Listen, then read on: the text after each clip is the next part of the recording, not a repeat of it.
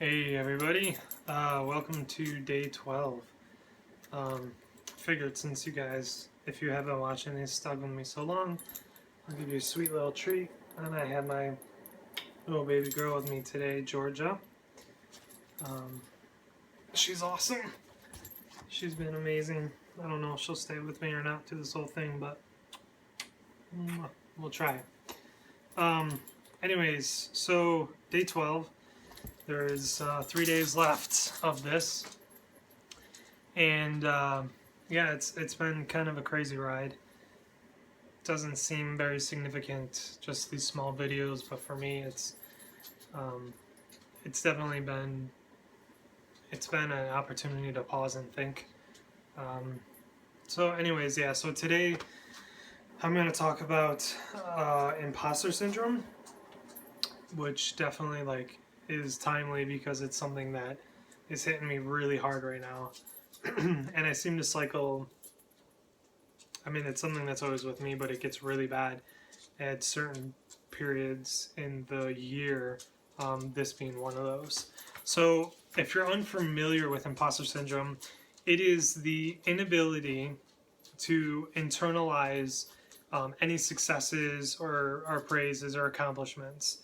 And then, along with that, it's this persistent fear that you are a fraud or a fake, and that eventually people will find out.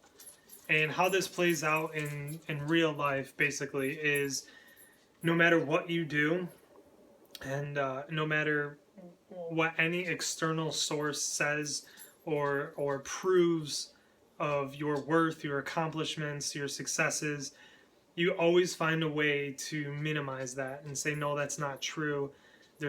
You make excuse after excuse of why that's not true, because in your mind you are thinking, well, I'm a failure, I'm a fraud, and I don't deserve any of this success, I don't deserve any of these accomplishments, I don't know what I'm doing, and everybody else around me does. And and and you just keep doing this over and over, no matter how much anybody says to you, no matter what you see, no matter what reality may be, you constantly feel like a fraud, and you just live in this fear of panic of oh man, it's gonna someday I'm finally gonna be exposed, and then all hell's gonna break loose, and that's it, I'm done, it's gonna be over. And and this definitely hits me really hard.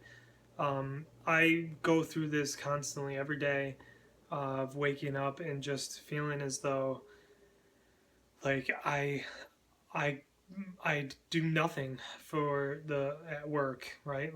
I'm not adding any value. I'm a fake, and they, whoever it was, they made a mistake in hiring me, and I'm not good enough, and they're gonna find out someday. They're gonna find out that they made a mistake in the interview, and somehow I broke through. Oh, sorry, she's crying. Just ignore that, Georgia. All right. And someday they're gonna find out, and then I'm fired. That's it. I'm gone.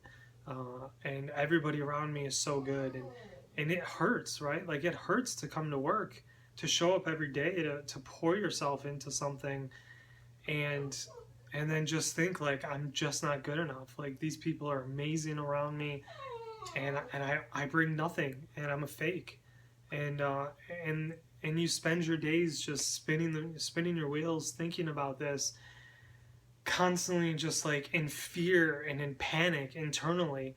And this stress just it eats away at you. It affects your sleep, it can affect your work, right? Like, if you're free to just come to work and just get done what needs to get done, and be excited about the problems you're solving without all of this persistent fear and this anguish, there's more joy, there's more satisfaction, there's more output and production. But yeah, so it's there. And then the other part of this, where it hurts me, to be able to think this way and to feel these emotions constantly, and it's exhausting. But I think equally, it's just as hard on those people around you who are actively trying to help you, who are saying, no, you do deserve this, you do deserve to be here, you are good, you do know what you're doing, and they try to encourage you and they try to help you see the reality, and then they're met with, well, some excuse. Well, no, it's really not that big of a deal. Or, no, and I do this all the time.